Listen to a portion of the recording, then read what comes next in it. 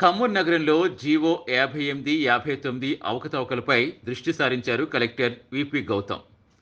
59 GO కింద BRS corporator పగడాల శ్రీవిద్య, ఆమె భర్త నాగరాజులు తప్పుడు పత్రాలతో 415 గజాల ప్రభుత్వ స్థలం రిజిస్ట్రేషన్ చేయించుకున్నట్టుగా గుర్తించారు అధికారులు.